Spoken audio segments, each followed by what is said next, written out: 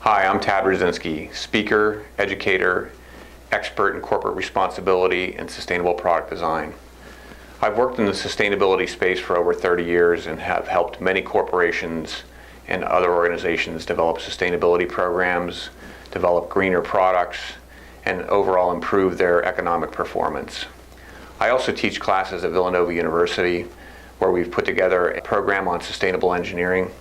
And I'm very excited to share my insights with you on sustainability and corporate responsibility over the next several weeks. This is the first of a series of videos that will explain corporate responsibility, and in the following weeks we'll dive into deeper and more diverse topics that relate to corporate responsibility. So we hear the term sustainability and corporate responsibility all the time, but really, what does it mean? Most of us don't really know how to think about it. We hear it on the news. We hear companies saying all the time that they're sustainable or they have a corporate responsibility program. But what it really means, if you think about it, is a company or an organization needs to focus on three key things: economic performance, environmental performance, and social performance. We call that the triple bottom line, or another way we can look at it, we can call it profit, planet, and people, or people, planet, profit, however you want to say it. And really, any organization needs to think about it in this way. It's not just companies, for-profit corporations, or big companies that are thinking about this. It could be a small business, it could be a nonprofit organization. And when you're looking at true sustainability for your organization, you definitely need to consider these three elements.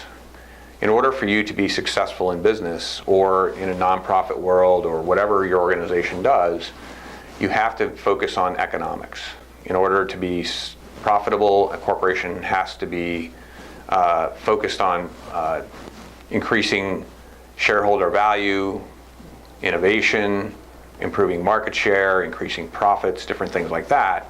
So economic performance is really critical. And if you think about it, most businesses are in business to make a profit and to do well. Just part of our natural society, our natural system, capitalistic society or system is really focused on that. However, we know for a fact that companies that do well economically are also really good performers when it comes to environmental performance. They definitely focus on minimizing their consumption of energy, their greenhouse gases. They minimize their consumption of resources. They focus on minimizing impact to the extent possible. And when they do that, along with reducing environmental impact, they're also going to be reducing costs, which definitely drives environmental and economic performance even more.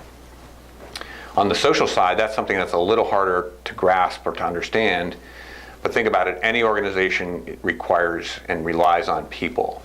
And whether you're an organization that's selling products, or you're a nonprofit or an NGO that's out, basically marching to a mission and trying to, make change in the world, you're always connected to people. So if we think about a for-profit company or a corporation, they definitely need good employees, but they also need customers. And every for-profit corporation or organization is also going to be definitely connected to the community. Number one, their employees and their customers come from the communities that they serve, but also their facilities. Let's say you have a manufacturing plant, are located in communities. So if you have a plant that's using lots of energy, or you're burning lots of fuel, or you're mixing hazardous chemicals, you can have an effect on that local community and the people that live around you. When it comes to our customers, you definitely have to think, who are the stakeholders that you're concerned about? Who are your customers? And how are you as an organization adding to the greater good of the people? Whether it's somebody buying a product, does your product actually provide a service that saves energy or reduces impact on the environment? Or are you an organization that's helping to improve your watershed or to save the rainforest? So your customers are the stakeholders that are involved and very interested in what you do and how you do it. So from a corporate responsibility standpoint, most people are going to be looking at, number one, they always think environmental performance. How is this company doing environmentally? So they're going to look at, are you creating huge amounts of carbon in the atmosphere and contributing to global warming? Are you using lots of energy? Are you cutting down forests to make your products? They're going to be looking at that quite often. But on the social side, they're also going to want to know, how do you stack up? So all these different things will add together And basically, in this day and age, people are not only looking for green products, they're also looking for companies that are really committed to these aspects of corporate responsibility. And figure out, what is important to you as an organization and how you can improve those different aspects in your own corporate responsibility or sustainability program. I want to thank all of you for joining today.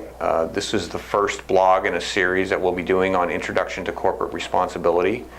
So I hope you'll tune in to future blogs, and I also ask that please, if you can, provide any comments or feedback or ask me questions, and I will be glad to answer those. I will also be glad to use that information as I develop future blogs so I can address different topics that are of interest to you.